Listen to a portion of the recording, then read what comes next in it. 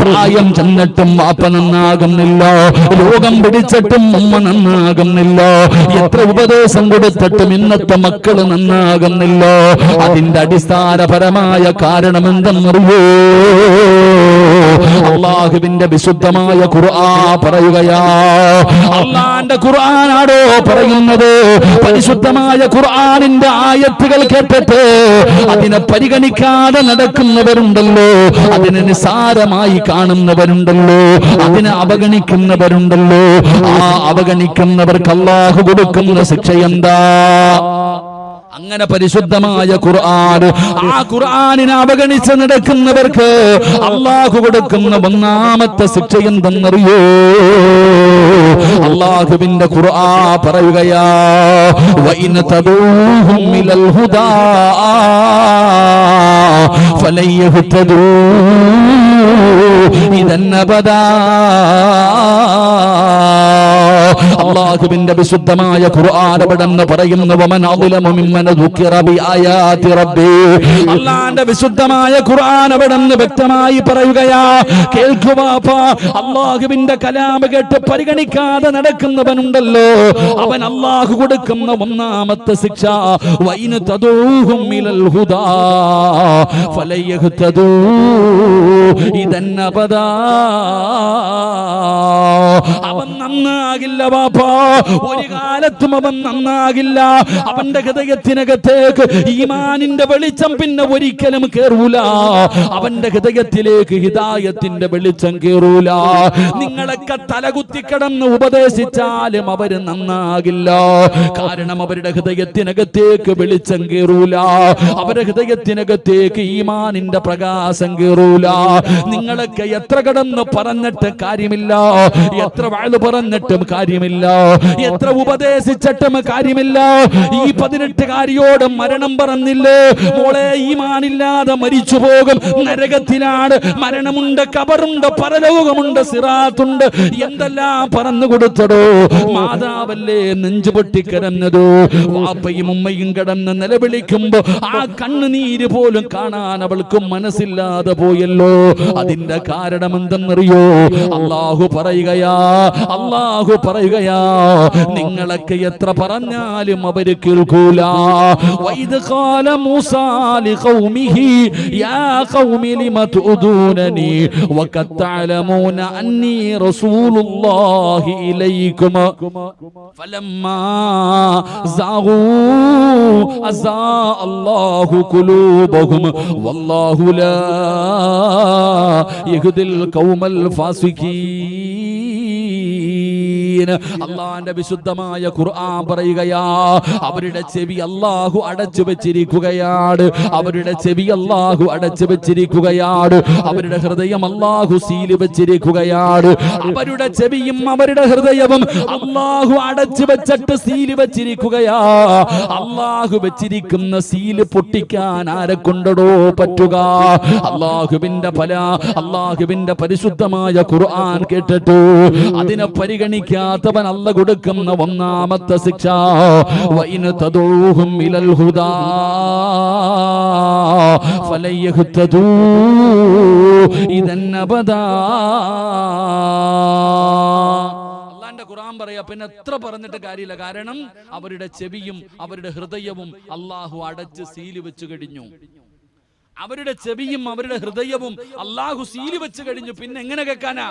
നരകവും കബറും പറഞ്ഞ കേൾക്കണ്ടേ? കേട്ടാലല്ലേ നന്നാകാൻ പറ്റുക? എത്ര ഉപദേശിച്ചിട്ടും കാര്യമില്ല. കാരണം അല്ലാഹുവിന്റെ പരിശുദ്ധമായ കലാമിനെ അവർ നിസ്സാരമാക്കിയവരാണ്. അല്ലാഹു നമ്മളെ കാത്തിരക്ഷിക്കുമാറാകട്ടെ. എന്റെ പ്രിയപ്പെട്ട സഹോദരങ്ങൾ, അല്ല എഴുതി അങ്ങ് തെള്ളും. ഇപ്പൊ ഉദാഹരണം പറഞ്ഞാൽ, പരിശുദ്ധമായ റമളാൻ മാസം വരുമ്പോ എല്ലാ റമളാനിന്റെയും ഒന്നാമത്തെ രാവിൽ തന്നെ സർവ്വ ശൈത്താന്മാരെയും മലക്കുകൾ പിടിച്ച് ചങ്ങലയ്ക്ക് ിടുമെന്ന് ആദരവായ പ്രവാചകൻ നബി മുഹമ്മദ് മുസ്തഫ, ആദരവായ പ്രവാചകൻ നബി മുഹമ്മദ് മുസ്തഫ എല്ലാ ശൈത്താന്മാരെയും പിടിച്ച് ചങ്ങലയ്ക്കിടൂലേ? ഇടുവോ ഇല്ലേ? ഉള്ളത് പറ. എല്ലാ ശൈത്താന്മാരെയും പിടിച്ച് ചങ്ങലയ്ക്കിടുവോ? പറ കാക്കാമാരെ, ഇടുവോ? എന്നിട്ടും വീടിയും വലിച്ച് നോമ്പും പിടിക്കാതെ അടക്കണ ചങ്ങായിമാരില്ലേ? എത്രയോ പേര് റമളാൻ മാസത്തിൽ പോലും നിസ്കരിക്കാതെ വീടിയും വലിച്ചടക്കണവരില്ലേ, നിസ്കരിക്കാത്തവരില്ലേ? അപ്പൊ അത് നമ്മൾ മനസ്സിലാക്കേണ്ടത്. ചിലരങ്ങനെ അള്ളാഹു എഴുതി തള്ളിക്കളയും. പരസ്യമായി പള്ളിയിൽ ജുമാ നടക്കുമ്പോ, പള്ളിക്കകത്ത് നിസ്കാരം നടക്കുമ്പോ പള്ളിക്കകത്ത് കയറാൻ നടക്കുന്നില്ലേ? എന്റെ പ്രിയപ്പെട്ട സഹോദരങ്ങളെ, അള്ളാഹു എഴുതി തള്ളിക്കളയും. പിന്നെ അവനെ നന്നാക്കാൻ ആരെ കൊണ്ടാ പറ്റുക? പിന്നെ ആരെ കൊണ്ടാ പറ്റുക? ഒരാൾക്ക് നന്നാകണമെങ്കിൽ അവന് തോന്നണം നന്നാകണമെന്ന്, അല്ലാതെ ആരെയും അള്ളാഹു നന്നാക്കില്ല. എനിക്ക് നന്നാകണമെന്ന് എനിക്ക് തോന്നണം, ഓരോ മനുഷ്യന് നന്നാകണമെന്ന് അവന് തോന്നണം. 99 പേരെ കൊന്ന ഒരു മനുഷ്യന്റെ ചരിത്രമുണ്ട്. 99 പേരെ കൊന്നപ്പോഴാ, 99ാമത്തെ ആളെ കൊന്നപ്പോഴാ ആ മനുഷ്യന് തോന്നുന്നത് ഞാൻ ചെയ്യുന്നത് പാവാണല്ലോ, ഞാൻ ചെയ്യുന്നത് തെറ്റാണല്ലോ. ആ മനുഷ്യൻ അപ്പോഴാ നന്നാകണമെന്ന് തോന്നിയത്. അപ്പോഴാണ് ഒരു മനുഷ്യനെ കണ്ടു, അദ്ദേഹത്തോട് ചോദിച്ചു, ഹബീബേ, ഞാൻ 99 പേരെ കൊന്നിട്ടുണ്ട്, അള്ളാഹ് എനിക്ക് പുറത്തു തരുമോ? ഞാൻ 99 പേരെ കൊന്ന ഒരാളാ, അള്ളാഹ് എനിക്ക് പുറത്തു തരുവോ? ആ സമയത്ത് ആ മനുഷ്യൻ പറഞ്ഞു, നിനക്കോ അള്ളാഹ് പുറത്തു തരാനോ? 99 പേരെ കൊന്ന നീ നരകത്തിലാണ്, നിനക്ക് അള്ളാഹ് പുറത്തു തരൂല, നീ നരകത്തിലാ. അപ്പൊ ഈ ചങ്ങാതി വിചാരിച്ചു, എന്തായാലും 99 എണ്ണത്തിനെ കൊന്നു, എന്നാ 100 തികയ്ക്കാം, അവനെ കൂടെ അങ്ങ് കൊന്നു കളഞ്ഞു. അങ്ങനെ 100 പേരെ കൊന്നു. 100 പേരെ കൊന്നു കഴിഞ്ഞപ്പോഴും ആ മനുഷ്യന് കുറ്റബോധം, അള്ളാഹുവേ, ഞാൻ 100 കൊല ചെയ്തല്ലോ, അള്ളാഹ് നന്നാകണം. അപ്പൊ ഇങ്ങനെ നോക്കുമ്പോൾ ഒരു ഉസ്താദ് വരുന്നുണ്ട്.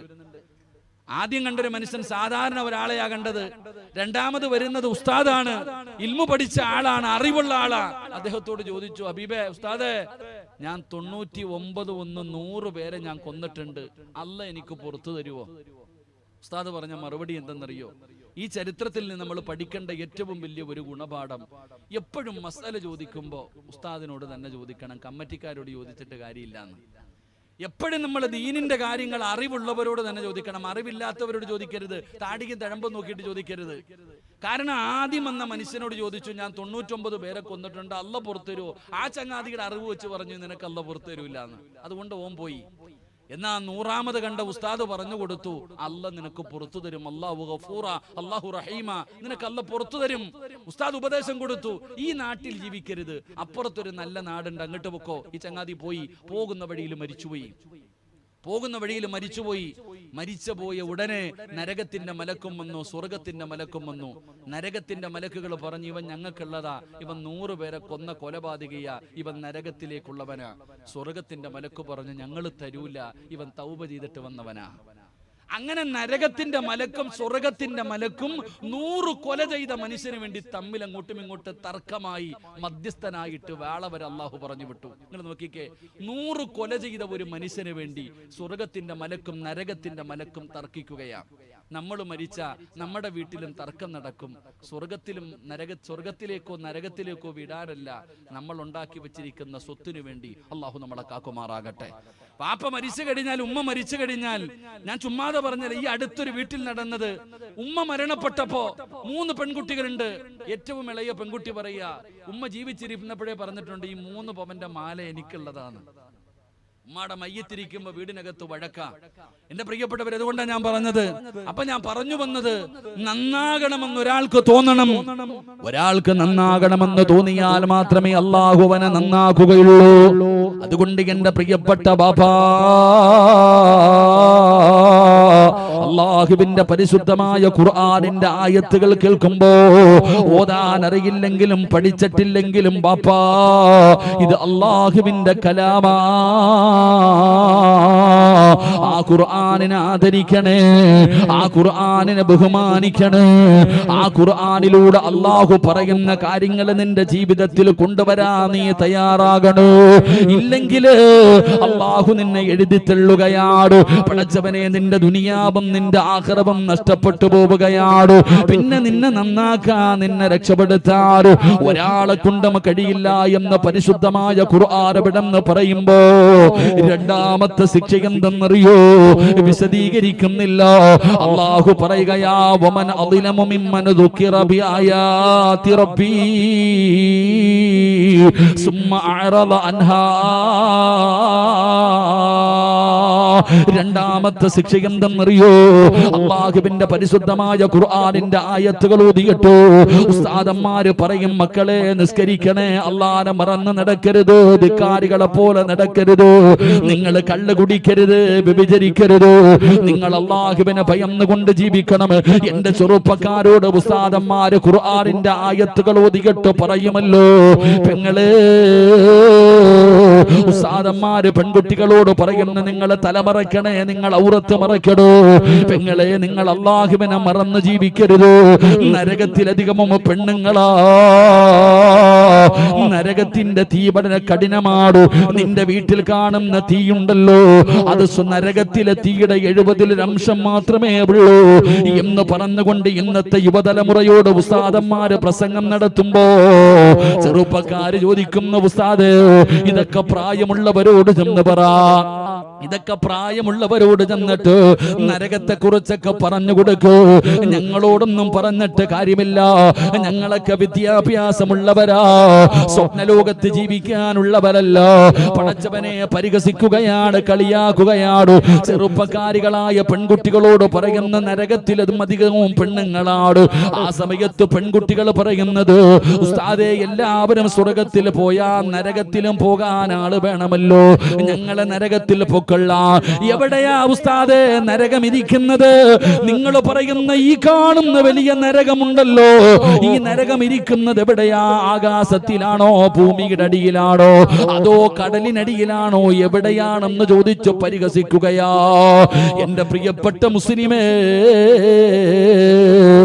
ഞങ്ങളൊക്കെ നരകത്തെ കുറിച്ച് പറഞ്ഞു തരുമ്പോ വിശ്വസിക്കാൻ മനസ്സില്ലാത്തവര് അത് എവിടെയാണെന്ന് ചോദിച്ച് കളിയാക്കുന്ന യുവത്വമേ, ഞങ്ങൾ പറഞ്ഞിട്ട് വിശ്വാസം വരുന്നില്ലെങ്കിലോ നിന്റെ കണ്ണുകൊണ്ട് കണ്ടാ വിശ്വസിക്കുമല്ലോ.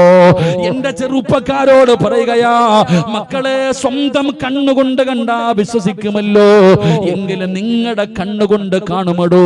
അല്ലാഹുവിന്റെ ഭയാനകമായ നരകമുണ്ടല്ലോ, ആ നരകത്തെ അല്ലാഹു നിന്റെ കണ്ണിന്റെ മുമ്പിലേക്ക് കൊണ്ടുവരുന്ന ഒരു സമയമുണ്ടല്ലോ.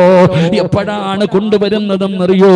ഇസ്രാഫീൽ എന്ന് പറയുന്ന മലക്ക്, സൂർ എന്ന് പറയുന്ന കാഹളത്തിൽ രണ്ടാമതും മുതുമ്പോ പള്ളിപ്പറമ്പിലെ ഖബറിനകത്ത് നിന്ന് എഴുന്നേറ്റിട്ടു നാളെ പടച്ചറപ്പിന്റെ പരലോകത്തേക്ക് കടന്നു വരുന്ന ഒരു രംഗമുണ്ടല്ലോ.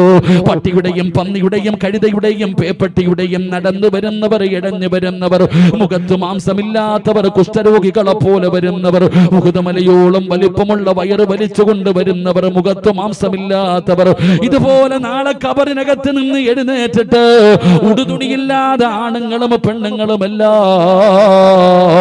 പേടിച്ചു വിറച്ചുകൊണ്ട് നാളെ പടച്ചറപ്പിന്റെ കോടതിയിലേക്ക് കടന്നു വരുന്ന ഒരു ദിവസമുണ്ടല്ലോ.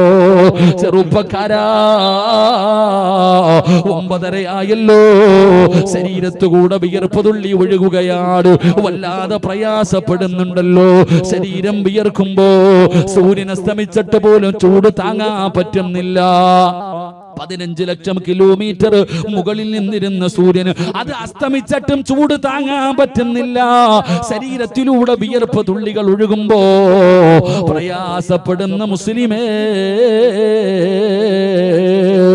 നാളെ ഒരു ജാണ് മുകളില് ചെമ്പിന്റെ തറയില് ഉടുതുണിയില്ലാതെ അള്ളാടെ കോടതിയിലെ ജനങ്ങളെ നിൽക്കുമ്പോ ഒരു ജാണ് മുകളില് 15 ലക്ഷം കിലോമീറ്റർ മുകളിലല്ല ഈ സൂര്യനെ അള്ളാഹു താഴേക്ക് കൊണ്ടുവരികയാ. ഒരു ജാണ് മുകളിലേക്ക് റബ്ബ് സൂര്യനെ ഇറക്കുന്ന ഒരു ദിവസമുണ്ടല്ലോ.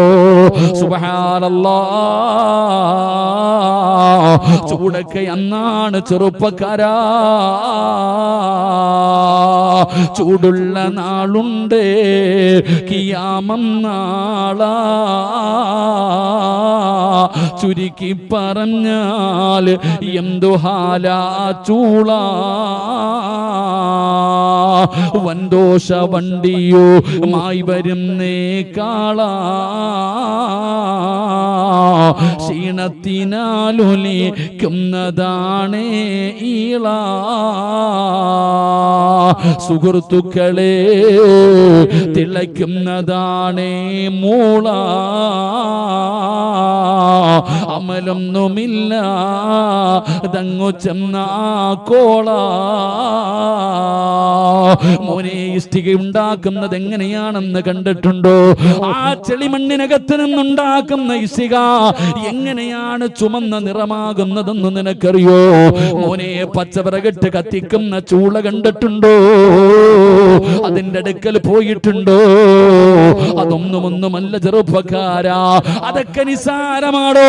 അല്ലാഹുവിന്റെ റസൂൽ ചോദിക്കുകയാ, എന്റെ പ്രിയപ്പെട്ടവരെ, എന്റെ പ്രിയപ്പെട്ടവരോട് ചോദിക്കുകയാണ്. അതാ ചുമട് വലിച്ചു കൊണ്ടുപോകുന്ന കാളയെ കണ്ടിട്ടുണ്ടല്ലോ? ആ കാള വണ്ടി വലിച്ചു കൊണ്ടുപോകുന്ന കാളയുടെ വായിൽ നിന്ന് പതയും നൊരയും ഇങ്ങനെ ഒഴുകുന്നത് കാണുന്നല്ലോ.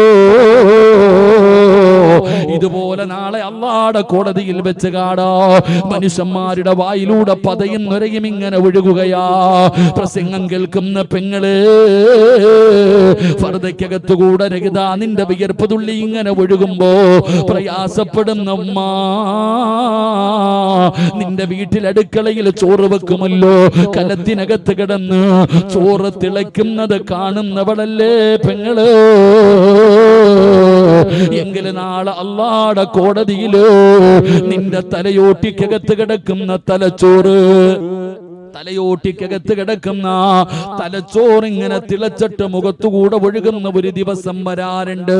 ആ ചെമ്പിന്റെ തറയിൽ നിന്നിട്ട് യാ വൈലതാ യാ ഹസ്രതാ,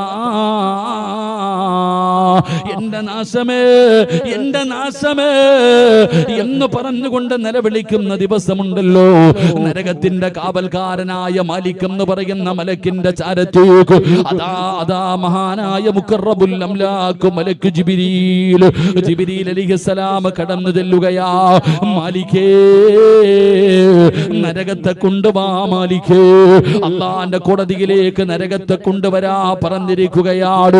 ജിബ്രീൽ എന്ന് പറയുന്ന മലക്ക് എന്ന് പറയുമ്പോ മാലിക് എന്ന് പറയുന്ന നരകത്തിന്റെ കാവൽക്കാരനായ മലക്ക് ചോദിക്കുകയാ, എങ്ങനെയാ നരകത്തെ കൊണ്ടുവരുന്നത്? എങ്ങനെയാ നരകത്തെ കൊണ്ടുവരുന്നത്? അല്ലാഹുവിന്റെ കൽപ്പനയാണ് മാലിക്. സുബ്ഹാനല്ലാഹ്, നരകത്തിന്റെ കാവൽക്കാരായ മലക്കുകളെ വിളിക്കുകയോ. അതാ പടച്ചവന് മീഖായിൽ എന്ന് പറയുന്ന മലക്ക് തന്റെ അനുയായികളെ വിളിക്കുകയാണ്. എന്നിട്ട് പറയുന്ന ചങ്ങല എടുത്തുകൊണ്ട് വരാറ്, നരകത്തെ ബന്ധിപ്പിക്കാനുള്ള ചങ്ങല എടുത്തുകൊണ്ട് വരാറ്. അതാ മലക്കുകൾ 70,000 ചങ്ങലകൾ എടുത്തുകൊണ്ട് വരികയാണ്. 70,000 ചങ്ങല കൊണ്ടുവന്ന നരകത്തിന്റെ ഒരു ഭാഗത്തെ അവിടെ നിന്ന് ബന്ധിപ്പിക്കുകയാ. പടച്ചറപ്പേ, നരകത്തെ വലിച്ചു കൊണ്ടുവരുന്ന ചങ്ങലയുടെ വലുപ്പമല്ല, ആ ചങ്ങലയിലെ കൊളുത്തുണ്ടല്ലോ, ആ ചങ്ങലയിലെ ഒരു കൊളുത്തിന്റെ വലുപ്പമുണ്ടല്ലോ, ഈ കാണുന്ന ദുനിയാവിനെക്കാളും വലുതാ. ഇതുപോലെയുള്ള കൊളുത്തുകൾ കൊണ്ടുണ്ടാക്കിയ 70,000 ചങ്ങല കൊണ്ട് വന്ന് നരകത്തെ ബന്ധിപ്പിക്കുകയാണ്. ഒരു ചങ്ങലയിൽ 70,000 മലക്കുകളോ. സുബ്ഹാനല്ലാഹ്, അല്ലാഹുവിന്റെ നരകത്തെ വലിച്ചു കൊണ്ടുവരികയാണ്. നാളെ പടച്ചറപ്പിന്റെ പരലോകത്ത് നിൽക്കുന്ന ജനങ്ങളെ കാണിക്കാറ് അല്ലാഹുവിന്റെ അദാബുകൾ കൊണ്ട് നിറച്ച നരകമുണ്ടല്ലോ, ആ നരകത്തെ ഇങ്ങനെ വലിച്ചു കൊണ്ടുവരുമ്പോ എവിടെയാ ഉസ്താദേ? അതാ കളിയാക്കിയ യുവത്വമേ, ആ നരകത്തെ ഇങ്ങനെ കൊണ്ടുവരുന്നത് കാണുമ്പോ നീ തന്നെ അല്ലാഹുവോട് പറയുകയാ, റബ്ബനാ അബ്സ്വറിനാ വസമിഅനാ ഫർജിഅനാ. അല്ലാഹുവിനോട് പറയുന്ന പടച്ചവര്, ആ നരകത്തെ ഞാൻ എന്റെ കണ്ണുകൊണ്ട് കണ്ടുറപ്പേ, തീ കണ്ടുറപ്പേ, വലിപ്പം കണ്ടുറപ്പേ, ശിക്ഷ കണ്ടുറപ്പേ. അല്ലാഹുവേ, എന്റെ ചെവി കൊണ്ട് ഞാൻ അതിന്റെ അട്ടഹാസം കേൾക്കുന്നു. അല്ലാ, എന്റെ കണ്ണുകൊണ്ട് ഞാൻ കണ്ടു പടച്ചവര്, എനിക്ക് വിശ്വാസമായി പടച്ചവര്, എനിക്ക് വിശ്വാസമായി പടച്ചവര്. അതുകൊണ്ട് ഫർജഅനാ, എനിക്കൊരവസരം കൂടെ തരുവോ അല്ലാ എന്ന് നാളെ പരലോകത്ത് കിടന്ന് യാചിക്കുമെന്ന് പരിശുദ്ധമായ ഖുർആൻ പറയുമ്പോ എന്റെ പ്രിയപ്പെട്ടവരോട് പറയുകയാ, അല്ലാഹുവിന്റെ പരിശുദ്ധമായ ഖുർആൻ ഊതിയിട്ട് വെള്ളിയാഴ്ച ജുമഅയ്ക്ക് പോകുമ്പോ ഉസ്താദന്മാര് പറയുമല്ലോ, വാപ്പാ 5 നേരം നിസ്കരിക്കൂ.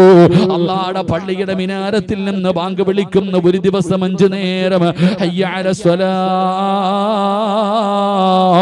ഹയ്യ അലൽ ഫലാ. അല്ലാഹുവിന്റെ പള്ളിയുടെ മിനാരത്തിൽ നിന്ന് ബാങ്ക് വിളിക്കുന്നുണ്ട്. നിസ്കരിക്കാൻ പറയുമ്പോ പടച്ചവരെ നിസാരമാക്കുന്നവരുണ്ടല്ലോ. എടാ ചെറുപ്പക്കാരാ, അല്ലാഹുവിന്റെ പള്ളിയിൽ നിന്ന് ബാങ്ക് വിളിക്കുമ്പോ കടത്തിണ്ണയിലും കലങ്ങിന്റെ മുകളിലും പോസ്റ്റിന്റെ മുകളിലും വെറുതെ ഇരിക്കുന്ന ചെറുപ്പക്കാരോട് പറയുന്ന മക്കളെ, ബാങ്ക് വിളിക്കുന്നടോ. ചെറുപ്പക്കാര് പറയുന്ന മറുപടി എന്തെന്നറിയോ? മുഅദ്ദിനിന്റെ ജോലി ചെയ്യുന്നു, അദ്ദേഹത്തെ ശമ്പളം കൊടുത്ത് നിർത്തിയിരിക്കുന്നത് ബാങ്ക് വിളിക്കാനാ, നിസ്സാരമാക്കുകയാ. നിസ്കാരം നടക്കുമ്പോ പള്ളിയിലെ ഇമാമിന്റെ ജോലിയാ നിസ്കരിക്കലോ.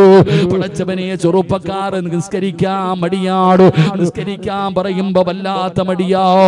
ചെറുപ്പക്കാരോട് പറയുന്ന മക്കളെ, 5 നേരം അല്ലാഹുവിന്റെ പള്ളിയിൽ പോയി നിസ്കരിക്കണം. നിസ്കാരത്തെ കുറിച്ച് പറയുമ്പോ അതിനെ നിസ്സാരമാക്കുന്നവരുണ്ടല്ലോ. കള്ളുകുടിയെ കുറിച്ച് പറയുമ്പോ, വ്യഭിചാരത്തെ കുറിച്ച് പറയുമ്പോ, ഇതൊക്കെ പറയുമ്പോ നിസ്സാരമാക്കുകയാ. പരിഗണനയില്ല, കളിയാക്കല, പരിഹാസമാ. പടച്ചവനെ ഉസ്താദേ, നിങ്ങളൊക്കെ പറയുന്നത് പോലെ ജീവിക്കാൻ പറ്റൂല. ഇന്നത്തെ ചെറുപ്പക്കാരൊക്കെ നിസ്കരിക്കാൻ പള്ളിയിൽ നിന്ന് ബാങ്ക് വിളിക്കുന്നു. എടാ ബാങ്ക് വിളിക്കുന്നടാ, അത് മുഅദ്ദിനിന്റെ ജോലി ചെയ്യുന്നു. നിസ്കാരം അത് ഉസ്താദിന്റെ പണി നടക്കുന്നു. നമുക്കിതൊന്നും പറഞ്ഞിട്ടില്ല, നമുക്ക് വെള്ളിയാഴ്ച മാത്രം പോയാൽ മതി. എന്റെ പ്രിയപ്പെട്ടവരെ, ഉസ്താദന്മാര് പറയുന്നു, മക്കളെ കള്ളു കുടിക്കരുത്. എടാ, ഒരു തുള്ളി കള്ള് തൊണ്ടയ്ക്ക് താഴെ പോയാൽ നീ നരകത്തിലാ, നീ സ്വർഗത്തിലേക്ക് കടക്കൂല. ഇതൊക്കെ പറഞ്ഞു കൊടുക്കുമ്പോ എന്റെ പ്രിയപ്പെട്ടവരെ, ഇന്ന് പരിഹസിക്കുന്ന ഒരു കാലം, നിസ്സാരമാക്കുന്ന ഒരു കാര്യം. ഉസ്താദ് നിങ്ങളൊക്കെ ഇങ്ങനെ നടന്നോ? നിങ്ങളൊക്കെ എത്ര വഅദ് പറഞ്ഞാലും നമ്മൾ മാറൂല. നമ്മളെ പരിഹസിക്കുന്ന കാലം. എടോ, ഇന്ന് തെറ്റ് ചെയ്യാൻ പേടിയില്ലടോ. ഇന്നത്തെ മുസ്ലിം സമുദായത്തിന്റെ ഏറ്റവും പണ്ട് ഒരു വീടി വലിക്കാൻ പേടിയായിരുന്നു. ഒരു വീടി വലിക്കാൻ പേടി. പടച്ചവനെ, എന്തെങ്കിലൊക്കെ തെറ്റ് ചെയ്യുമ്പോ ഒരു ഭയമുണ്ടായിരുന്നു മനുഷ്യന്. ഇന്നത് പോയി. ഇന്ന് മനുഷ്യന് ഭയമില്ല, അല്ല കാണുന്നുള്ളൊരു ബോധമില്ല. കള്ളു കുടിച്ചാലും കഞ്ചാവടിച്ചാലും ഇന്നത്തെ ഉമ്മത്തിന് പേടിയില്ലടോ. നന്മയും ചെയ്യും തിന്മയും ചെയ്യും ഒരുപോലെ, പേടിയില്ല. അല്ലാഹു ഉമ്മത്തിനെ കാത്തുരക്ഷിക്കുമാറാകട്ടെ. പേടിയില്ല ഇന്ന് തെറ്റ് ചെയ്യാൻ. നീ ഉമ്മത്തിന് യാതൊരു ഭയവുമില്ല. എടോ, ഭയമില്ലാതെ പോയി സമുദായത്തിന്. നിങ്ങൾ മനസ്സിലാക്കുന്ന, ഇവിടെ പ്രായമുള്ളവർ ഇരിക്കുന്നുണ്ടല്ലോ. ഞാൻ ഉദാഹരണം പറയാം. ഒരു 15 വർഷം മുമ്പ്, ഇപ്പത്തെ കാര്യമല്ല, ഒരു 15 വർഷം മുമ്പ് അല്ലെങ്കിൽ 20 കൊല്ലം മുമ്പ് അള്ളാഹുവിന്റെ പള്ളിക്കകത്ത് നിസ്കരിക്കാൻ വരുന്ന ഏതെങ്കിലും ഒരു മനുഷ്യൻ കള്ളു കുടിക്കുവോ? പറ, കുടിക്കുവോ? നിങ്ങൾ എന്താ ഇപ്പൊ എങ്ങനെ ഇരിക്കണേ? കുടിക്കുവോ? നിസ്കരിക്കാൻ പള്ളിയിൽ വരുന്ന ഏതെങ്കിലും ഒരു മനുഷ്യൻ കള്ളു കുടിക്കുവോ? കള്ളു കുടിക്കുന്ന ഏതെങ്കിലും ഒരുത്തൻ നിസ്കരിക്കാൻ പള്ളിയിൽ വരുവോ? ഇല്ല. വ്യഭിചരിക്കുന്ന ഒരാൾ പള്ളിയിൽ നിസ്കരിക്കാൻ വരില്ല. നിസ്കരിക്കാൻ വരുന്ന ഒരാൾ വ്യഭിചരിക്കില്ല. പലിശ കച്ചവടം നടത്തുന്ന ഒരാൾ പള്ളിയിൽ വരില്ല. പള്ളിയിൽ വരുന്നവൻ പലിശ കച്ചവടം നടത്തൂല. ഇത് പണ്ട്. ഇന്നലെയും പള്ളിയിൽ പോയല്ലോ. ഇന്നലെയും വെള്ളിയാഴ്ച നമ്മൾ ഇപ്പോഴും പള്ളിയിൽ പോകുന്നവരില്ലേ ജുമാ നിസ്കരിക്കാൻ? ഇവിടെ കള്ളും കുടിക്കും, നിസ്കരിക്കാൻ പള്ളിയിലും വരും. ഇപ്പൊ അല്ലാഹു ഈമാൻ തരുമാറാകട്ടെ. വരൂലേ? കള്ളു കുടിക്കുന്നവർ നിസ്കരിക്കാൻ പള്ളി വരൂലേ? അത് ആലോചിക്കേ. ഇവിടെ കള്ളു കുടിക്കും, നിസ്കരിക്കാൻ പള്ളിയിലും വരും. പേടിയില്ലടോ. വ്യഭിചരിക്കുന്നവൻ പള്ളിക്ക് നിസ്കരിക്കാൻ പോലും വരില്ല. ഇപ്പൊ പള്ളി കമ്മിറ്റി കയറിയിരിക്കുന്നുണ്ട് പള്ളി പരിപാലിക്കാൻ. അല്ലാഹു കാക്കുമാറാകട്ടെ. ഇപ്പൊ പള്ളി പരിപാലിക്കുന്നവന്റെ യോഗ്യത എടുത്തു നോക്കിയാൽ കേസിലെ പ്രതികളായി മാറുന്നു. ഇവിടെ പലിശ, നിങ്ങൾ ആലോചിക്കുക. പലിശയുമായി ബന്ധപ്പെട്ട് ഇന്ന് പള്ളിയിലെ ഖത്തീബ് ദുആ ചെയ്യാറുണ്ട് നിസ്കാരം കഴിഞ്ഞ്. ആ സാധുവിന് തോന്നാറുണ്ട്, അല്ല ഞാനിത് ആർക്ക് വേണ്ടിയാ ചെയ്യണേന്ന്. കാരണം ആരും ആമീൻ പറയാറില്ല. ഉസ്താദിന് തന്നെ തോന്നാറുണ്ട്, പടച്ചോനെ ഞാൻ ആർക്കല്ല ഇത് ചെയ്യണേന്ന്. ഇതങ്ങനെ ഞാൻ പണ്ട് പഠിച്ചു കഴിഞ്ഞ് ഞാൻ ജോലിക്ക് ഇറങ്ങിയപ്പോ എൻ്റെ ഒരു അനുഭവം പറയാം. ഞാനൊരു വീട്ടിൽ ദുആയ്ക്ക് പോയി. മരണമില്ല, മരിപ്പങ്ങാണ്ട കഴിഞ്ഞതാ. 7-3 തോന്നുന്നു. ആ ചെറുപ്പക്കാരൻ ഞാൻ ആ പ്രായത്തില് എന്നെ ദുആയ്ക്ക് വിളിച്ചോണ്ട് പോയി. ഞാനും ഒരു ഉസ്താദും കൂടെ ആ വീട്ടിൽ പോയി ദുആയൊക്കെ യാസീനൊക്കെ ഓതിയിട്ട് ദുആ ചെയ്യാൻ സമയമായപ്പോ ഞാനും ഉസ്താദ് അങ്ങോട്ടും ഇങ്ങോട്ടും നോക്കിയിരിക്കുക. ആരും വരണില്ല, വീട്ടുകാരും വരണില്ല. അപ്പൊ എന്റെ കൂടെയുള്ള ഉസ്താദ് പറയുന്നുണ്ട്, കാക്കാ ദുആ ചെയ്യാൻ പോവാ. ഇല്ല ഉസ്താദ് ചെയ്തോ അവര് നമ്മളോട് ചെയ്യാൻ പറയാ. ഇവര് ചോറ് വിളമ്പിയിട്ട് നടക്കുക. കുറെ നേരം ഞാൻ ഇങ്ങനെ ഇരുന്നിട്ടും ആരും വരുന്നില്ല. ഉസ്താദ് ദുആ ചെയ്യാനാ പറയണേ. ഞാനപ്പോ ദുആ ചെയ്തു, അല്ലാഹുവേ ഈ ഓതിയ യാസീനിന്റെ പ്രതിഫലം എന്റെ വാപ്പാടെ ഖബറിലേക്ക് എത്തിച്ചേക്കണേ അല്ലാന്ന്. കാരണം ഞാൻ എന്റെ വാപ്പായ്ക്ക് തന്നെ ഹദിയ ചെയ്തു. കാരണം ആ വീട്ടുകാർക്ക് ആർക്കും വേണ്ട. അപ്പൊ എന്റെ കൂടെ ഇരുന്ന ഉസ്താദ് എന്നെ തോണ്ടി, ഈ ചങ്ങാതിയുടെ വീട്ടിൽ ആരെങ്കിലും ഭരിച്ചിട്ടുണ്ടെങ്കിൽ അവിടെയും കൊടുത്തേക്കണേ അല്ല. ഞാൻ അങ്ങ് ദുആ ചെയ്തു. കാരണം ഇന്നത്തെ അവസ്ഥ അതാടോ. പള്ളിയിലെ ഉസ്താദ് ദുആ ചെയ്യുമ്പോ ആമീൻ പറയുന്ന ശബ്ദം എവിടെ? അതൊക്കെ ജനറൽ ബോഡിയിലോ പൊതുയോഗത്തോ വരണം. ഇവനൊക്കെ നാവുണ്ടോ എന്നറിയാൻ. അല്ലാഹു ഈമാൻ തരുമാറാകട്ടെ. എന്റെ പ്രിയപ്പെട്ട സഹോദരങ്ങളെ, ഉസ്താദ് ഇങ്ങനെ ഒരു ദിവസം യാദർശികമായി ദുആ ചെയ്യുമ്പോ പള്ളിക്കകത്ത് ഒരു ആമീൻ കേൾക്കുന്നുണ്ട്. ഉസ്താദിന് തന്നെ അത്ഭുതം, ആരാ അല്ലാ ഇത്? ഉസ്താദ് ഇങ്ങനെ ദുആ ചെയ്യുമ്പോ ഒരാൾ രണ്ട് കൈയും ഉയർത്തിപ്പിടിച്ചിട്ടൊരു സഹോദരൻ ആമീൻ. ഉസ്താദിന് ഉഷാറായി. ആദ്യമായിട്ട് പള്ളിക്കകത്ത് ആമീൻ കേട്ടപ്പോഴത്തേക്ക് ഉസ്താദ് അങ്ങ് ദുആ ചെയ്യാൻ തുടങ്ങി. അല്ലാ നീ സ്വർഗം കൊടുക്കണം, നല്ല മരണം കൊടുക്കണം. ഈ ചങ്ങാതിയുടെ ആമീന്റെ പവർ എല്ലാരും തല ഉയർത്തി നോക്കുന്നുണ്ട്. ആരാ അല്ലാ ഇതെന്ന്? അപ്പൊ ഉസ്താദ് ഈ ചങ്ങാതിയുടെ ആമീൻ കേട്ടപ്പോ ഒരു അത്ഭുതം. ഉസ്താദ് ഈ ചങ്ങാതിയെ നല്ലതുപോലെ ഒന്ന് നോക്കി. ഒന്നാമത്തെ സഫിൽ മുഅദ്ദിനിന്റെ തൊട്ടടുത്തിരുന്നിട്ട് ആമീൻ പറയുന്ന ചെറുപ്പക്കാരൻ, ആ സഹോദരനെ ഉസ്താദ് നല്ലതുപോലെ ഒന്ന് ശ്രദ്ധിച്ചു. രണ്ട് കൈയും ഉയർത്തിപ്പിടിച്ചുകൊണ്ട് ആമീൻ പറയുന്ന ചങ്ങാതിയെ നല്ലതുപോലെ നോക്കിയപ്പോ അവന്റെ പോക്കറ്റിന്റെ അകത്തിരിക്കുന്നുണ്ട് നാളെയാണ് ശനിയാഴ്ച ബമ്പർ, കാരുണ്യ ഓണ ബമ്പർ. അള്ളാഹു നമുക്ക് ഈ മാതൃക അനുഗ്രഹിക്കുമാറാകട്ടെ. ലോട്ടറി പോക്കറ്റിന്റെ അകത്ത് വെച്ചിട്ടാ ഈ പഹയം പള്ളിക്കകത്തിരുന്ന് ആമീൻ പറയുന്നത്. അള്ളാഹു കാക്കുമാറാകട്ടെ. ആമീൻ പറയടോ. അള്ളാഹു ഈമാൻ നൽകുമാറാകട്ടെ. എടോ, തൊപ്പിയും താടിയും വെച്ച ഏതെങ്കിലും ഒരു ഉസ്താദിന്റെ അടുക്കൽ വന്നിട്ട് ലോട്ടറി വേണോ എന്ന് ആരെങ്കിലും ചോദിക്കുവോ? ഇപ്പോഴല്ല, നേരത്തെ ചോദിക്കുവോ? ചോദിക്കൂല. നമ്മളോട് ആരോടും വന്നിട്ട് നിങ്ങളോട് ചോദിക്കും, പക്ഷെ ജുബ്ബയും തൊപ്പിയിട്ട് ഒരാളോട് വന്ന് ലോട്ടറി വേണോ എന്ന് ചോദിക്കത്തില്ല. പക്ഷെ കഴിഞ്ഞ ഓണത്തിന് എന്റെ അടുക്കൽ ഒരു അമ്മ വന്നിട്ട് ചോദിച്ചു 10 കോടി. കഴിഞ്ഞ വർഷത്തെ ഓണബമ്പർ എത്ര ആയിരുന്നപ്പാ? ഈ വർഷത്തെ ഓണബമ്പർ എത്ര? നിങ്ങളൊക്കെ മലക്കുകൾ, ഞാൻ മാത്രമേ ഉള്ളൂ മനുഷ്യൻ. പടച്ചവൻ ആർക്കും അറിയില്ല. ഉസ്താദെ വന്നിട്ട് എന്റെ അടുത്ത് വന്നിട്ട് ചോദിക്കുന്നു ഓണബമ്പർ 10 കോടി. 10 കോടിയാണെന്ന് തോന്നുന്നു. അപ്പൊ ഞാൻ ആ അമ്മയെ നോക്കിയിട്ട് ഇങ്ങനെ പറഞ്ഞു, അമ്മേ ഞങ്ങൾക്കിത് എടുത്തുകൂടാ, പാവാ, ഹറാമാ. ഞാൻ ആ അമ്മയോട് പറഞ്ഞു ഞങ്ങൾക്കിത് ഹറാമാ. അമ്മ എന്നെ നോക്കിയിട്ടൊന്ന് ചിരിച്ചു. അമ്മ എന്നെ നോക്കിയിട്ട് വല്ലാതെ ഒന്ന് ചിരിച്ചു. ഞാൻ ചോദിച്ചു, എന്തേ അമ്മയെ ചിരിക്കണേ? അല്ല, നിങ്ങളുടെ ഒരു കാക്കാടെ കടയിലെ ഏജന്റാ ഞാൻ. അല്ലാഹു ഈമാൻ തരുമാറാകട്ടെ. ആ അമ്മ ചിരിച്ചതിനർത്ഥം നമ്മുടെ സമുദായത്തിലെ ഒരു കാക്കാടെ കടയിലെ ഏജന്റായി അമ്മ. അതാ ആ പാവ എന്നെ നോക്കി ചിരിച്ചത്. എടോ, നിങ്ങൾ നിസ്സാരമാക്കണ്ട. ഞാൻ തന്നെ ജോലി ചെയ്ത ഒരു പള്ളിയിൽ ഒരു കട ഉദ്ഘാടനത്തിന് ജോലിയൊക്കെ കഴിഞ്ഞിട്ട് അടുത്ത പള്ളി ജോലിയായി. ഒരു കട ഉദ്ഘാടനത്തിന് പോകുമ്പോൾ ഒരു സഹോദരൻ ഓടി വന്ന് മുണ്ട് അഴിച്ചിട്ടിട്ട് എൻ്റെ അടുത്ത് വന്നിട്ട് പറഞ്ഞു, സിറാജ് ഉസ്താദെ വയലൊക്കെ കേൾക്കാറുണ്ട് കേട്ടോ, ദുആ ചെയ്യണം, കച്ചവടത്തിലൊക്കെ ബർക്കത്തുണ്ടാകാൻ ദുആ ചെയ്യണം. ഞാൻ പറഞ്ഞു, അള്ളാഹു ബർക്കത്ത് ചെയ്യട്ടെ. ഞാൻ മുന്നോട്ട് നടന്നു പോയപ്പോൾ എൻ്റെ കൂടെ വന്ന സഹോദരൻ ചോദിച്ചു, ഉസ്താൻ അവൻ എന്ത് ജോലിയാണെന്നറിയോ? ഞാൻ പറഞ്ഞു, എനിക്കറിയില്ല. അല്ല, ബർക്കത്തിന് ദുആ ചെയ്തു. എനിക്കറിയില്ല. ഞാൻ എന്ത് ജോലിയാന്ന്? ലോട്ടറി കടയാന്ന്. അല്ലാഹു ഈമാൻ നൽകുമാറാകട്ടെ. ലോട്ടറി കട ഏതാ മനുഷ്യനെ കളിയാക്കുന്ന കാലമിടോ. ഞാൻ പറഞ്ഞു വന്നത്, ഇന്ന് പള്ളിയിലെ അത്തീബിന് ഉസ്താദിന് വെള്ളിയാഴ്ച പള്ളിക്കകത്ത് കയറിയിട്ട് പലിശയെക്കുറിച്ച്, വ്യഭിചാരത്തെക്കുറിച്ച്, കള്ളുകുടിയെക്കുറിച്ച് പ്രസംഗിക്കാൻ പറ്റുമോ? പറ്റൂല. ഉസ്താദ് പ്രസംഗിച്ചാൽ പള്ളിക്കകത്ത് ഇരിക്കുന്നവന്മാര് പറയുന്നു നമുക്കിട്ടാടാ താങ്ങുന്നതെന്ന്. കാരണം എല്ലാം അതിനകത്ത് തന്നെ ഉണ്ട്. കള്ളുകുടിയനുണ്ട്, എല്ലാ ടീമുണ്ട്. ഇതാ അവസ്ഥ. എന്റെ പ്രിയപ്പെട്ടവരെ, ഭയം നഷ്ടപ്പെട്ടു പോകുന്നു. പേടിയില്ല, തെറ്റുകൾ ചെയ്യാനും ഭയമില്ല. എന്തുകൊണ്ട്? എന്റെ പ്രിയപ്പെട്ട സഹോദരങ്ങളെ, ഉസ്താദന്മാർ ഇതൊക്കെ പറഞ്ഞു കൊടുക്കുമ്പോ നിസാരമാ. കള്ളു കുടിക്കരുത് മക്കളെ. കള്ളു കുടിക്കുന്നവൻ ഒരു തുള്ളി കള്ള് തൊണ്ടയ്ക്ക് താഴെ എത്തിയാൽ ഉസ്താദന്മാര് പറഞ്ഞു കൊടുക്കുന്ന കള്ളു കുടിക്കുന്നവനെ കുറിച്ച്, അവന് പെണ്ണ് കെട്ടിച്ചു കൊടുക്കരുത്, അവന്റെ കൂടെ നടക്കരുത്, അവന്റെ കൂടെ ഇരിക്കരുത്, അവനുമായിട്ട് സഹകരിക്കരുത്, അവനോട് സലാം പറയരുത്. ഇതൊക്കെ ഉസ്താദന്മാര് പറഞ്ഞു കൊടുക്കണം. ആരിപ്പാ നാളെ കഴിഞ്ഞ തോളി കൈയിട്ട് നടക്കേണ്ടവരാ. അല്ലാഹു ഈമാൻ നൽകുമാറാകട്ടെ. കുപ്പിയൊക്കെ എടുത്ത് റെഡിയാക്കി വെച്ചിട്ട് നടക്കുന്ന കാലം. എന്റെ പ്രിയപ്പെട്ട സഹോദരങ്ങൾ, അള്ളാഹു നമ്മുടെ ഉമ്മത്തിന് അള്ളാഹു കാത്തിരക്ഷിക്കുമാറാകട്ടെ. കള്ളുകുടി വല്ലാതെ, ഇപ്പൊ കള്ളു കുടിക്കുന്നവരൊക്കെ വളരെ കുറവാ. ഇല്ലേപ്പാ? കള്ളു കുടിക്കുക ആരെങ്കിലും കള്ളു കുടിക്കുന്നവരുണ്ടോ? ഇപ്പൊ കള്ളുകുടിയൊന്നും ഇല്ല, കഞ്ചാവ് അടിക്കുന്നത്. അള്ളാഹു കാക്കുമാറാകട്ടെ. കള്ളുകുടിയൊക്കെ പാവങ്ങൾക്ക്. കള്ളുകുടിയൊക്കെ പാവങ്ങൾ, കൂലിപ്പണിയൊക്കെ എടുത്തിടക്കണ പാവങ്ങൾ, പഠിക്കണ എല്ലാം കഞ്ചാവ്, MDMഉം എന്തൊക്കെ സാധനങ്ങളാണ്. അള്ളാഹു ഉമ്മത്തിനെ കാക്കുമാറാകട്ടെ. ഇതൊക്കെ പറയുമ്പോൾ ചോദിക്കും, ഉസ്താദ് ഒന്ന് വലിച്ചു നോക്കാൻ പറയും വേണമെങ്കിൽ പിള്ളേർ കളിയാക്കും നമ്മളെ. എന്റെ പ്രിയപ്പെട്ട സഹോദരങ്ങളെ, നമ്മളിതൊക്കെ പറയുമ്പോ നിസ്സാരമാ.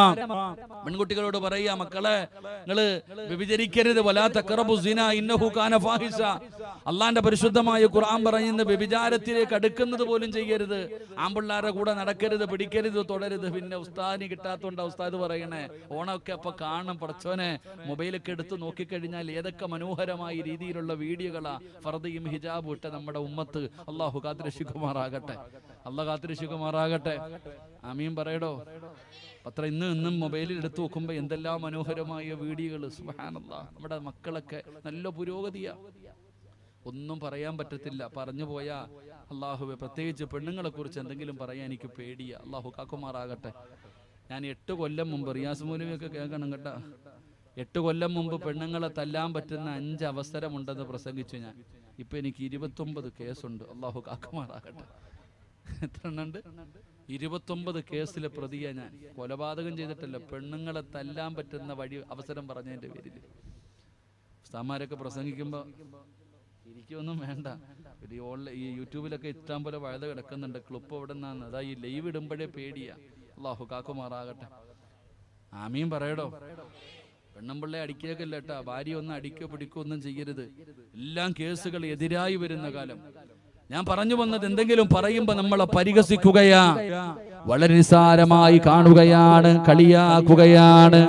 ഉസ്താദേ, നിങ്ങളൊക്കെ എന്തു പറഞ്ഞാലും ഞങ്ങൾ ഇങ്ങനാണ്, ഞങ്ങളെ മാറൂല, ഞങ്ങൾ മാറൂല എന്ന് പറഞ്ഞുകൊണ്ട് അള്ളാന്റെ ദീനിനെ നാണം കെടുത്തുന്ന രീതിയിൽ ജീവിക്കുന്നവരുണ്ടല്ലോ. എന്റെ പ്രിയപ്പെട്ട ചെറുപ്പക്കാരാ, എങ്ങനെ വേണമെങ്കിലും ജീവിച്ചോ മക്കളെ, ഞങ്ങൾക്കൊന്നുമില്ല. എങ്ങനെ വേണമെങ്കിലും നിങ്ങളൊക്കെ ജീവിച്ചോ. അള്ളാനെ മറന്നുകൊണ്ട് ധിക്കാരികളെ പോലെ നിങ്ങൾ നടന്നോ. ഉസ്താദന്മാരും പണ്ഡിതന്മാരും ഇസ്ലാമിന്റെ നിയമങ്ങൾ പറഞ്ഞു തരുമ്പോ, ശരീഅത്തിന്റെ നിയമങ്ങൾ പറഞ്ഞു തരുമ്പോ അതിനെ നിസ്സാരമാക്കുന്നവരുണ്ടല്ലോ, അതിനെ കളിയാക്കുന്നവരുണ്ടല്ലോ, അതിനെ പരിഹസിക്കുന്നവരുണ്ടല്ലോ. എങ്ങനെ വേണമെങ്കിലും നിങ്ങൾ നടന്നോ. പക്ഷേ നിങ്ങൾ അല്ലാഹുവിന്റെ പരിശുദ്ധമായ ഖുർആനിലേക്ക് മടങ്ങി പാടോ. അല്ലാഹുവിന്റെ ഖുർആൻ പറയുകയാണ്, പരിശുദ്ധമായ ഖുർആനിന്റെ ആയത്തുകൾ കേട്ടിട്ട് അതിനെ പരിഗണിക്കാതെ നടക്കുന്നവർക്ക് അല്ലാഹു കൊടുക്കുന്ന ശിക്ഷ എന്തെന്നറിയോ? പടച്ചവനെ, പരിശുദ്ധമായ ഖുർആനിലെ 1-ാമത്തെ ആയത്ത് ഏതാണെന്ന് ചോദിച്ചാൽ പടച്ചവനെ എല്ലാവരും പറയും, ഉസ്താദേ ഇഖ്റ ബിസ്മി റബ്ബിക്കല്ലദീ ഖലഖ് ഖലഖൽ ഇൻസാന മിൻ അലഖ്. പരിശുദ്ധമായ ഖുർആനിലെ 1-ാമത്തെ ആയത്തിതാ. എങ്കിൽ അവസാനത്തെ ആയത്ത് ഏതെന്നറിയോ? അല്ലാഹുവിന്റെ വിശുദ്ധമായ ഖുർആനിലെ ഏറ്റവും അവസാനത്തെ ആയത്ത് ഏതെന്നറിയോ? ചെറുപ്പക്കാരാ, പഠിക്കണം പുന്നമോരു. എന്റെ പ്രിയപ്പെട്ട സഹോദരിമാരോട് പറയുകയാ, അല്ലാഹുവിന്റെ പരിശുദ്ധമായ ഖുർആനിലെ ഏറ്റവും അവസാനത്തെ ആയത്ത് ഏതാണെന്നറിയോ? വത്തഖൂ യൗമന തുർജഊന ഫീഹി ഇലല്ലാഹ്. അല്ലാഹു ചോദിക്കുകയാ, ജീവിതം ആസ്വദിച്ചുകൊണ്ട് നടക്കുന്നവര്, അല്ലാഹുവിന്റെ ദീനിന്റെ ശിആറുകളെ കാറ്റിൽ പറത്തുന്നവര്, അല്ലാഹുവിന്റെ ദീനിനെ മറന്നുകൊണ്ട് ജീവിക്കുന്നവരുണ്ടല്ലോ, അല്ലാഹുവിന്റെ പരിശുദ്ധമായ ഖുർആനിനെ നിസ്സാരമാക്കുന്നവരുണ്ടല്ലോ.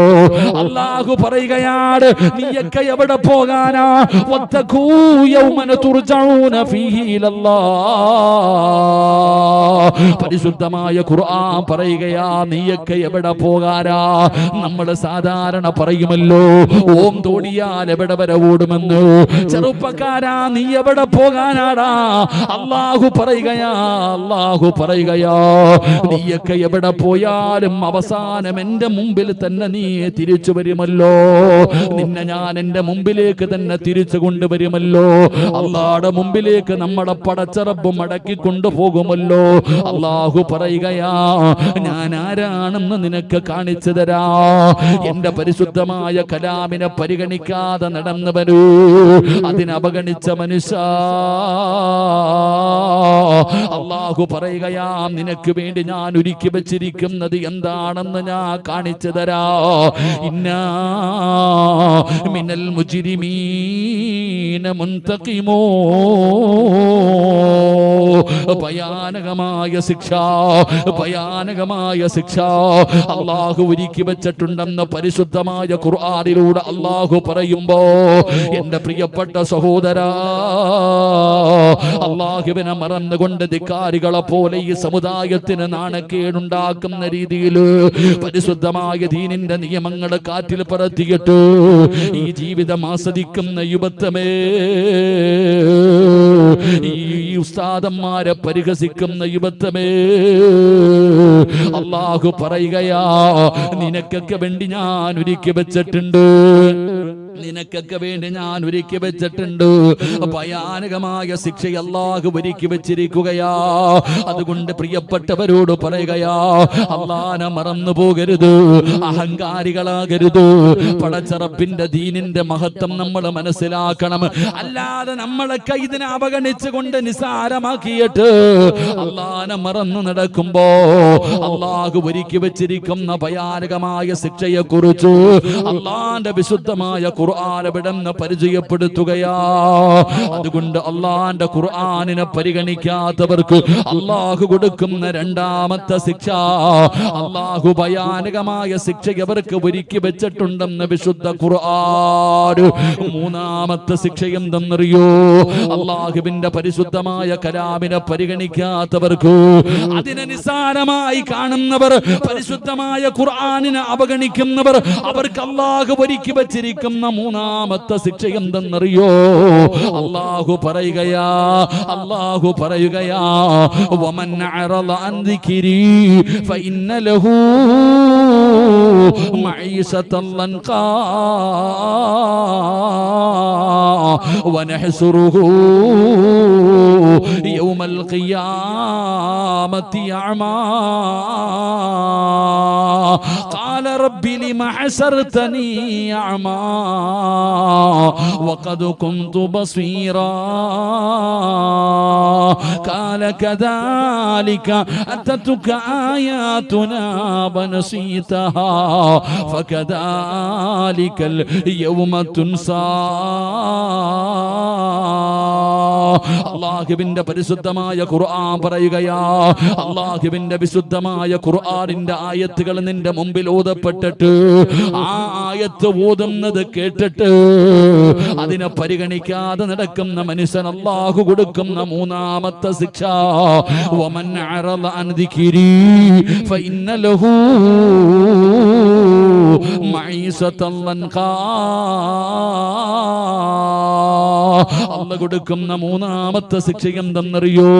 ഈ സദസ്സിലിരിക്കുന്ന സഹോദരങ്ങളോട്, പടച്ചവനെ, ഈ സദസ്സിലിരിക്കുന്ന മുസ്ലിമിനോട് ചോദിക്കുകയാ, ജീവിതമൊക്കെ എങ്ങനെയുണ്ട്?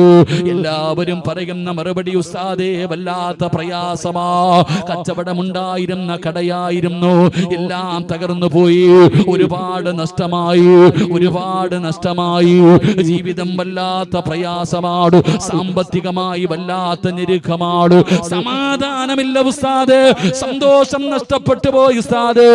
പടച്ചവനെ, നമ്മളിൽ അധികം പേരും പറയുന്ന ഒരു മറുപടിയാ, ജീവിതത്തിൽ മറ്റാ വല്ലാത്ത ഒരു മാറ്റം വന്നു, എല്ലാം തകർന്നു പോയി, ഒരുപാട് സ്വപ്നങ്ങളായിരുന്നു, ഒരുപാട് പ്രതീക്ഷകളായിരുന്നു, എല്ലാം തകർന്നു പോയി.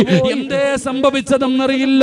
കച്ചവടമുണ്ടായിരുന്ന കടയ്ക്കകത്ത് കച്ചവടമില്ല, സമാധാനമുണ്ടായിരുന്ന വീടിനകത്ത് സമാധാനമില്ല, സാമ്പത്തികമായി, മാനസികമായി, ശാരീരികമായി തകർന്നു പോയല്ലോ, വല്ലാത്ത പ്രയാസത്തിലാ. അതിന്റെ കാരണമാണോ പറയുന്നത്? അതിന്റെ കാരണമാണോ പറയുന്നത്? അല്ലാഹുവിന്റെ പരിശുദ്ധമായ കലാം കേട്ടിട്ട് പരിഗണിക്കാത്ത മനുഷ്യ, വമൻ അറള അൻ ദിക്രി ഫഇന്ന ലഹു മഈശതൻ ലൻഖാ. അല്ലാഹു നിന്റെ ദുനിയാവിലെ ജീവിതം അങ്ങ് ഇടുക്കമാക്കുകയാ. അല്ലാഹു ദുനിയാവിലെ ജീവിതം വല്ലാത്ത ഇടുക്കമാക്കുകയാണ്. പഴയതുപോലെ കച്ചവടമില്ല, പഴയതുപോലെ സമ്പത്തില്ല. പടച്ചവനെ സന്തോഷവും സമാധാനവും ജീവിതത്തിൽ നഷ്ടപ്പെട്ടു. വല്ലാത്ത ഞെരുക്കമാണ്. ഉസ്താദേ, പണമുള്ളവൻ പറയുകയാ, ആവശ്യത്തിന് പണമുണ്ട്, കിടക്കാൻ വീടുണ്ട്, സഞ്ചരിക്കാൻ കാറുണ്ട്, കൂടെ കിടക്കാൻ ഭാര്യയുണ്ട്, കൂടെ നടക്കാൻ മക്കളുണ്ട്, എല്ലാം ഉള്ളവനും പറയുന്നത് ഉസ്താദേ മരിച്ചാ മതി, ഉസ്താദേ മരിച്ചാ മതി. ജീവിതം അവസാനിപ്പിക്കാൻ തോന്നുന്ന ഉസ്താദ്, അതിന്റെ കാരണം എന്തെന്നറിയോ? അത് അല്ലാഹു നിനക്ക് തന്നിരിക്കുന്ന ശിക്ഷയാ. പടച്ച റബ്ബ് തന്ന ശിക്ഷയാടോ.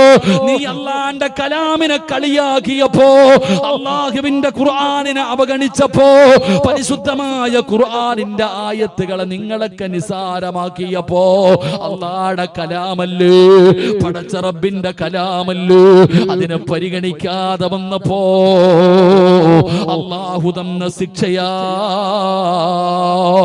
ജീവിതത്തിലെ സർവ്വതം നഷ്ടപ്പെട്ടു പോയല്ലോ, സമാധാനം നഷ്ടപ്പെട്ടു പോയല്ലോ, എല്ലാം തകർന്നു പോയിട്ട് ഇന്ന് നിന്റെ ജീവിതം കണ്ണീരാണല്ലോ. നിന്റെ കുടുംബം ഇന്ന് ഉറക്കമില്ലാത്ത കുടുംബമായി മാറിയല്ലോ. അതിന്റെ കാരണമാ പറയുന്നത്, അല്ലാഹുവിന്റെ കലാമിനെ പരിഗണിക്കാതെ വരുമ്പോ അല്ലാഹ് അവന് കൊടുക്കുന്ന ശിക്ഷയാ. ഇവിടെ മാത്രമല്ല, ഇവിടെ മാത്രമല്ല, അല്ലാഹു പറയുകയാ, പടച്ചവനെ നാളെ പള്ളിപ്പറമ്പിലെ ഖബറിനകത്ത് നിന്ന് എഴുന്നേറ്റ് വരുന്ന ദിവസമുണ്ടല്ലോ. ഖാല റബ്ബി ലിമ ഹസർതനി അഅമാ വഖദ് കുന്തു ബസീറാ. ദുനിയാവില് മാത്രമല്ല, ദുനിയാവില് മാത്രമല്ല, പടച്ചവനെ നാളെ ഖബറിനകത്ത് നിന്ന് എഴുന്നേറ്റ് വരുന്ന ദിവസമുണ്ടല്ലോ.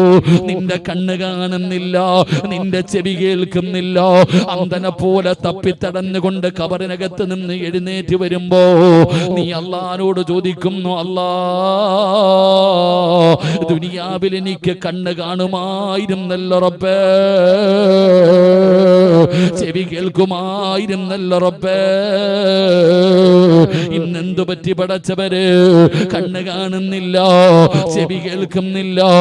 അല്ലാഹുവേ എന്തു പറ്റിയെന്ന് പടച്ച റബ്ബിനോട് ചോദിക്കുമ്പോ അല്ലാഹു പറയുകയാ, കാല കദാലിക അത്തതുക ആയാതുനാ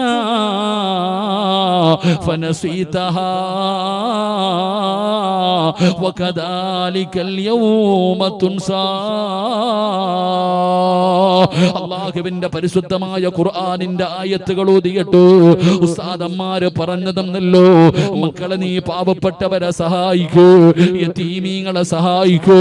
അല്ലാഹു നിനക്ക് തന്നിരിക്കുന്ന സമ്പത്ത് നിനക്ക് അല്ലാഹു തന്നിരിക്കുന്ന ഒരു പരീക്ഷണ വസ്തുവാ. ഇത് പാവപ്പെട്ടവന്റെ അവകാശപ്പെട്ടത് കൊടുക്കട്, നീ നല്ല കാര്യങ്ങൾക്ക് വേണ്ടി ചെലവഴിക്കട്.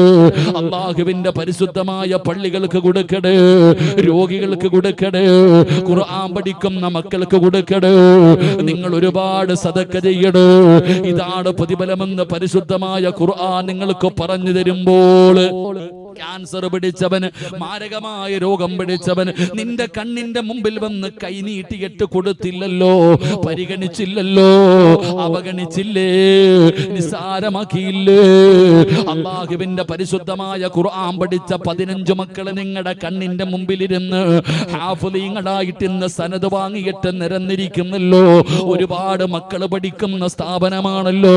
ഈ നാടിന്റെ വെളിച്ചമല്ലേ, ഈ നാടിന്റെ ഐശ്വര്യമല്ലേ. അൽഹംദുലില്ലാഹ്. ഉസ്താദേ, സ്ഥാപനത്തിനെ സഹായിച്ചവരോട് പറയുകയാ, ഈ 15 മക്കള് ഹാഫിളീങ്ങളായ മക്കള്, ഇവർക്ക് ഭക്ഷണം കൊടുത്ത ഉപ്പാ, നിനക്ക് എത്ര വലിയ പ്രതിഫലമാ റബ്ബ് തരുന്നതെന്ന് നീ ചിന്തിച്ചിട്ടുണ്ടോ? അതുകൊണ്ട് പടച്ച റബ്ബ് ഖുർആനിലൂടെ പറയുകയാ, അല്ലാഹുവേ, നിങ്ങൾ ആ കലാമിനെ അവഗണിക്കാതെ വരുമ്പോ അതിനെ നിങ്ങൾ നിസാരമാക്കുക ഹറാമാക്കുമ്പോ അല്ലാഹു തരുന്ന ശിക്ഷ നിന്റെ ദുനിയാവും നിന്റെ ആഖിറവും നഷ്ടപ്പെടുകയാ. ഹസ്റത്ത് ദുനിയാ വൽ ആഖിറ, ദുനിയാവും ആഖിറവും നഷ്ടപ്പെട്ടു പോവുകയാണ്. അതുകൊണ്ട് എന്റെ പ്രിയപ്പെട്ടവരോട് പറയുകയാ, അല്ലാഹു നിങ്ങൾക്കൊരവസരം തരികയാണ്. പടച്ചറപ്പ് നിങ്ങൾക്കൊരവസരം തരികയാ.